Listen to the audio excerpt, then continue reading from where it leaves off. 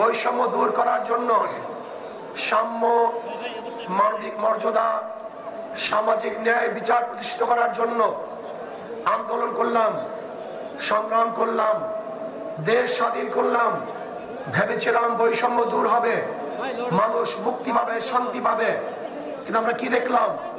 সেই 71 থেকে 2024 পর্যন্ত যারা শাসক ছিল, যেই দলগুলি শাসন করেছে, মানুষের বৈষম্য দূর করতে পারে নাই, মানুষকে শান্তি দিতে পারে নাই, মুক্তি দিতে পারে নাই। আবারও বৈষম্য দূর করার জন্য আপনারা জানেন 2024 জুলাই আগস্টের আন্দোলনে মানুষ আবারও জীবন দিয়েছে, রক্ত দিয়েছে। মানুষ, হাজারো মানুষ বন্ধুত্ব গ্রহণ করেছে, অন্ধ হয়েছে, বিকলাঙ্গ হয়েছে। ভেবেছিলাম এবার বৈষম্য দূর হবে, চাঁদা মুক্ত দেশ পাবো, মানুষ শান্তিতে বসবাস করতে পারবে। কিন্তু আমরা কি দেখলাম? 2024-এর জুলাই আগস্টের আন্দোলনের পরে আবারও খুন, খারাপি, ধর্ষণ, অবিচার, চাঁদাবাজি, জুলুম, অত্যাচার।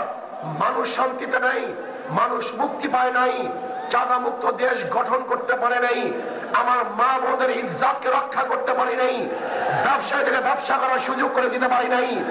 আজও বাংলাদেশের হাজারো গরিব না কে ধুকে ধরে মরছে। আজকে আমাদের বাংলাদেশের মেয়েরা ইজ্জতহানি হচ্ছে। আজকে ব্যবসায়ীরা ব্যবসা করতে পারছে না চাঁদাবাজির কারণে। এই দেশ আমরা চাই নাই, এর জন্য আন্দোলন করি নাই, সংগ্রাম করি নাই। ইনশাআল্লাহ আগামী তার একটা আন্দোলন হবে, যে আন্দোলন হবে চাঁদা মুক্ত আন্দোলন, জালেম মুক্ত আন্দোলন, ধর্ষণ মুক্ত আন্দোলন। সমাজের জালেম থেকে বাংলাদেশ উৎখাত করতে হবে ইনশাআল্লাহ। আমরা কি চাই?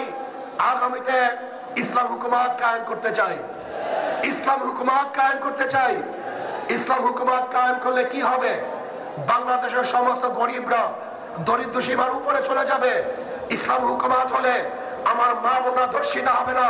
ইসলাম হুকুমত হলে খোলা আকাশের নিচে বাংলাদেশের একজন নাগরিক আর ঘুমাতে হবে না।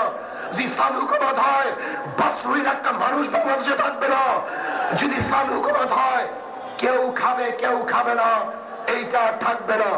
কেউ 10 তলায়, কেউ নিচতলায়, এই বৈষম্য থাকবে না। আমাদের বাংলাদেশের প্রত্যেক নাগরিকের অধিকারকে ফিরিয়ে দেওয়া হবে, সাম্যতা হবে, মানবিক মর্যাদা প্রদান করা হবে, ন্যায় বিচার প্রতিষ্ঠা করা হবে ইনশাআল্লাহ। ইসলাম হুকুমত হয়, বাংলাদেশের একটা টাকাও বিদেশে পাচার হবে না। আমি আশা করি ইনশাআল্লাহ আগামী নির্বাচনে মানুষ 2 ভাগে ভাগ হয়ে যাবে। একদল মানুষ ইসলামের পক্ষে, একদল মানুষ ইসলামের বিপক্ষে। কেউ দেশের পক্ষে, কেউ ভারতের পক্ষে। আপনি ইসলামের পক্ষে থাকতে চান না বিপক্ষে থাকতে চান? আপনারা ভারতের পক্ষে থাকতে চান না বিপক্ষে থাকতে চান? তাহলে আসুন আজকের থেকে আমাদেরকে আন্দোলনে ঝাঁপিয়ে পড়তে হবে, প্রত্যেকটা ঘরে ঘরে যেতে হবে, ইসলামকে বিজয় করার জন্য চেষ্টা করতে হবে।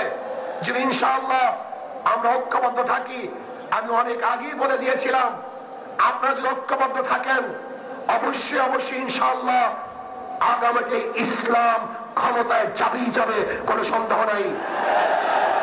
আমি তত্ত্বাবধায়ক সরকারের, অন্তর্বর্তী সরকারের প্রধান ডক্টর ইউনূসকে বলবো, নির্বাচন নিয়ে ষড়যন্ত্র চলতেছে, নির্বাচনকে পিছনে হটাবার ষড়যন্ত্র চলতেছে। আমি বলবো যথা টাইমে নির্বাচন দিতে হবে।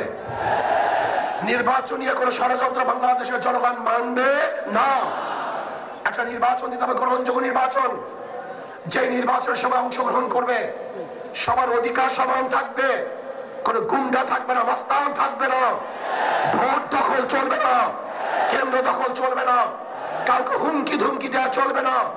বর্তমান প্রত্যেকে নীতি আদর্শ রক্ষা করার জন্য, বাস্তবায়নের জন্য চেষ্টা করবে। সেই সুযোগ, লেভেল প্লেইং ফিল্ড সরকারকে গঠন করতে হবে, সেই পরিবেশ সৃষ্টি করতে হবে। যদি আপনি ব্যর্থ হন, তাহলে বাংলাদেশের জনগণ আপনাকে অবশ্যই ক্ষমা করবে না।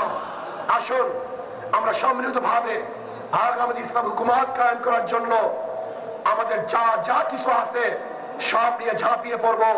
অবশ্যই ইনশাআল্লাহ ইসলাম বিজয় হবে, এদেশের চাঁদাবাজরা আর বিজয় অর্জন করতে পারবে না।